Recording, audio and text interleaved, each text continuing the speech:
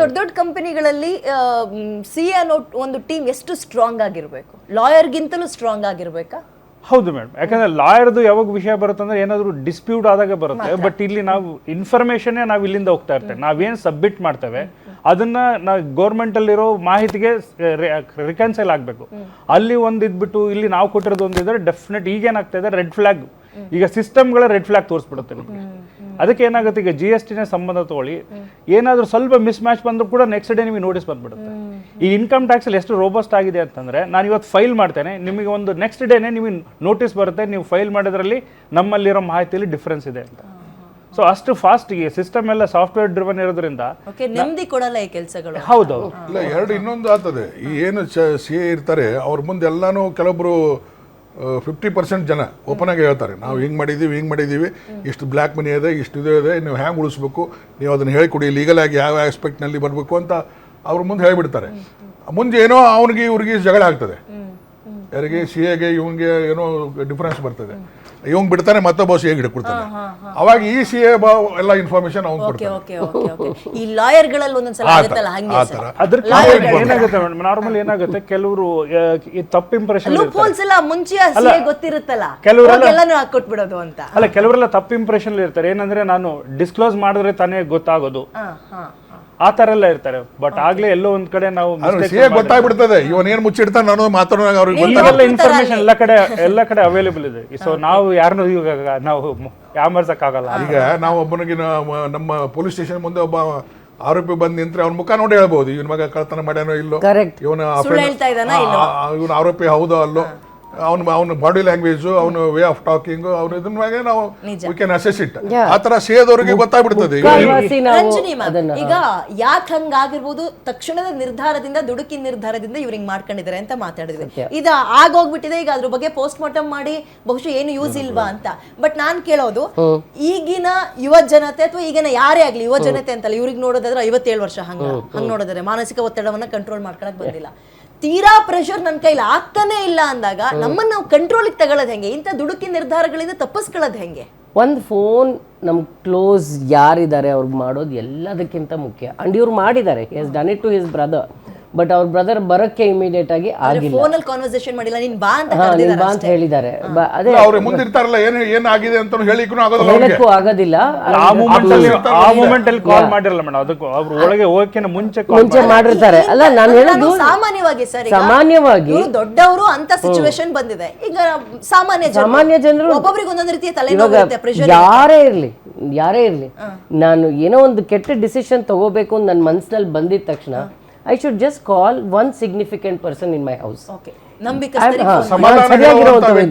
ಯಾರೋ ಒಬ್ರು, even if it is random, ನನಗೆ ಯಾರೋ ಒಂದು ಸುಮ್ಮನೆ ಒಂದು ವೆರಿ ಕ್ಲೋಸ್ ಫ್ರೆಂಡ್ ಅಷ್ಟೇ, ಅವನಿಗೆ ನಾನೇನು ತುಂಬ ಇದನ್ನೆಲ್ಲ ನಾನೇನು ಕೊಟ್ಟಿಲ್ಲ, but I will just call him, he will divert my mind like this at that point of time and I'll change. 5 seconds ಸಾಕು ನನ್ನ ಮೈಂಡ್ ಸುಸೈಡ್ ಇಂದ ನಾರ್ಮಲ್ಗೆ ಚೇಂಜ್ ಆಗೋಕ್ಕೆ. I just need one person to just tell me you are important in this world. So ನಾವು world ನೋಡ್ತಿರಲ್ಲ, ನಮ್ಮ ತಂದೆ ತಾಯಿ ನೋಡ್ತಿರಲ್ಲ, ನಾವು ನೋಡ್ತಿರೋದು ನಮ್ಮೊಬ್ಬರನ್ನೇ. ನಾವು ಸೆಲ್ಫಿಶ್ ಆಗಿ ಆ ಟೈಮ್ನಲ್ಲಿ ನೋಡ್ತಿರ್ತೀವಿ ನಮ್ಮನ್ನು ನಾವು.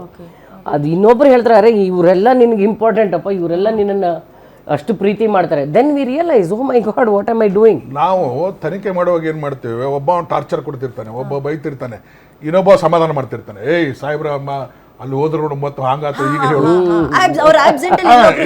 ಈ ತರ ನಾವು ಬ್ಯಾಲೆನ್ಸ್ ಮಾಡ್ತಿರ್ತೇವೆ.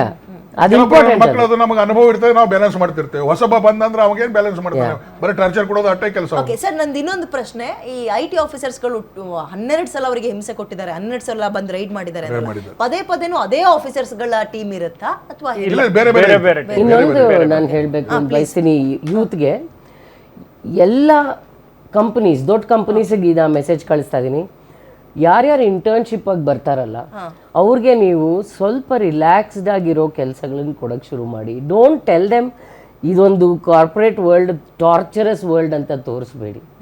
ನಾರ್ಮಲ್ ಆಗಿ ನಾವು ಎಲ್ಲಿ ಹೋಗಿ ಡೆಸ್ಕಲ್ಲಿ ಆರಾಮಾಗಿ ಕೆಲಸ ಮಾಡಿ ಬರೋಕ್ಕೆ ನಮ್ಗೆ ಆಗುತ್ತೆ. ಅವ್ರಿಗೆಲ್ಲ ಹೊರೆ ಆ ಟೈಮಲ್ಲಿ ಕೊಟ್ಬಿಟ್ರೆ ಮಕ್ಕಳಿಗೆ, ಅವ್ರಿಗೆ ಓ ಮೈ ಗಾಡ್ ನನ್ನ ಲೈಫ್ ಈ ಥರ ಆಗೋಯ್ತು. ನನಗೆ ಎಷ್ಟೋ ಜನ ಸೆನ್ಸಿಟಿವಿಟಿ ಇರಲ್ಲ, ತಡ್ಕೊಳಕ್ಕಾಗತ್ತೆ ಮಾಡ್ತಾರೆ.